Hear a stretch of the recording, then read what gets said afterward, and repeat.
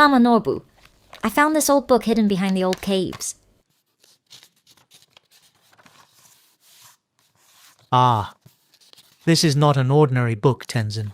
It's a diary, written long ago. See the script?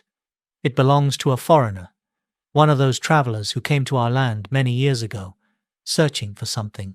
Searching for what, Lama Norbu? Who were they? Why would foreigners come all the way to our mountains? Come, children, gather around. What I'm about to tell you is a story of men who came to our mountains, not with open hearts, but with eyes clouded by myth, and they believed that the world could be divided by blood.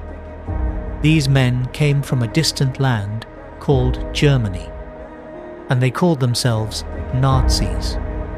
And they believed that somewhere, hidden among these very peaks, lived the origin of their so-called master race.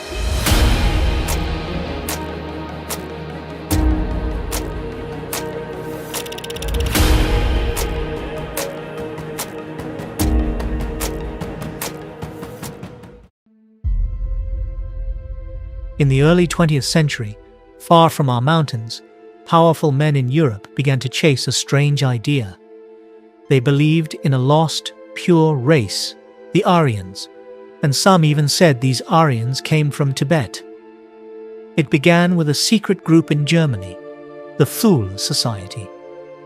They believed Germans descended from a forgotten super race, and that ancient wisdom was hidden in distant lands.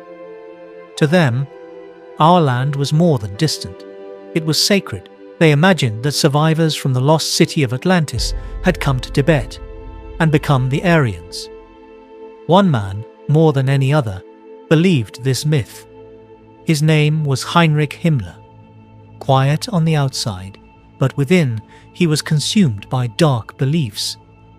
He founded a group called the Schutzstaffel, an order he saw as pure Aryan warriors. And in 1935, he created the Ahnenerbe, a team of Nazi scientists sent to prove their myth was real. One of them, Hans Günther, claimed he could identify Aryans by measuring skulls and noses. His twisted science planted the seeds of great horror. Then, in 1938, they came here. Himmler sent a young scientist, Ernst Schäfer, on a mission. They believed the last of the Aryans lived among us, and they came to find them. The man who led the expedition was Ernst Schäfer, a young German scientist, brilliant but cold. He said he loved animals, but also hunted them without remorse. As a boy, he played with dead mice. As a man, he shot eagles and pandas for study and pride. He came to Tibet once before, in the early 1930s, with an American explorer named Brooke Dolan. They traveled through dangerous lands, chasing rare animals and taking whatever they found, even human bones. In those villages, Schäfer noticed the swastika on prayer flags. Here, it meant good fortune. But back home, it had become a symbol of hate. When he returned to Germany, he joined the Schutzstaffel. He claimed he was forced, but no one forced him. So, when the Nazis came searching for their lost Aryans, it was Schäfer they sent. He came back, not as a scientist, but as a servant of an idea. But Lama, if he was so clever, why did he help something so cruel? Because knowledge without wisdom is like fire without a lamp. It burns whatever it touches. But Didn't he know what would happen? Sometimes, the mind sees only the summit, not the cliff beneath it. Years later, Schäfer returned to Tibet, this time reaching the sacred mountain of reimagines. But fear overtook his American companion, Dolan, who fled the expedition disguised as a trader after being stranded alone with limited supplies. He drifted down the Yangtze to Shanghai, vowing never to trust Dolan again. Back in Germany, he was hailed as a hero. His book, Unknown Tibet, caught the eye of Heinrich Himmler. They met in secret. Himmler spoke of Aryans born from lightning and frozen peaks. Schäfer found it absurd, but stayed silent. The rewards were too great. Himmler gave him a mission: lead a new expedition to Tibet, backed by the Schutzstaffel. But there was no funding. That gave Schäfer control. He chose his own team, all German scientists, among them botanist, geophysicist, and Bruno Beger, an anthropologist obsessed with racial traits. Beger's work in Tibet would echo in darker places later. As Schäfer prepared to depart, he seemed untouchable. One morning, they rode out on a hunt. Schäfer, his wife Hertha, and some Schutzstaffel officers. The mountains were cold and still, the sky clear. Then came tragedy. In the stillness of the hunt, Schäfer's rifle slipped. A single shot rang out. Hertha collapsed beside him, eyes wide, breath fading. He held her in his arms as life left her. Lama, did he truly love her? Yes, child, in his own way. But love is not always enough to protect us from the consequences of our choices. But it was an accident, wasn't it? The gun may have slipped, yes, but he had brought her into a world of ambition and danger. So, his search for truth cost him the one he loved most. By 1938, the world stood on the edge of war. Hitler had signed pacts, Japan was invading China, and Ernst Schäfer could no longer enter Tibet the old way. So, he turned to British India. He claimed it was a scientific mission, just a survey of remote lands. But the British saw through him. Tibet was too important. They stalled his request. Then, with help from pro-Nazi friends in London, Schäfer found a way. A quiet nod from sympathizers, and suddenly, the Germans were allowed into Sikkim. The monsoon greeted them with fury. Torrents of rain, disease, mudslides. But Schäfer pressed on, with 4 Schutzstaffel officers and a team of porters.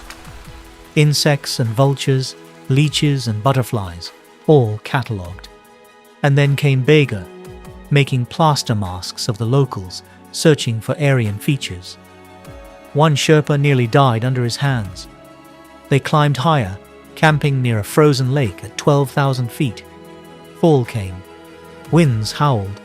And still, Schäfer hunted, even bagging a rare mountain beast the locals called Shapi. But soon, the cold deepened, and Schäfer, ambitious as ever, prepared to cross into Tibet, quietly, illegally, and with one goal: to claim the roof of the world in the name of Germany. As war loomed over Europe, Schäfer left Lhasa. The British might soon imprison him. His team crossed icy passes and valleys, working fast. Beger measured skulls and faces, hunting for racial clues. Krauss filmed sky burials. Schäfer hunted obsessively, adding thousands of animal skins. Over 40,000 photographs were taken. Just before war broke out, Himmler sent flying boats. The team escaped to Berlin. They returned as heroes.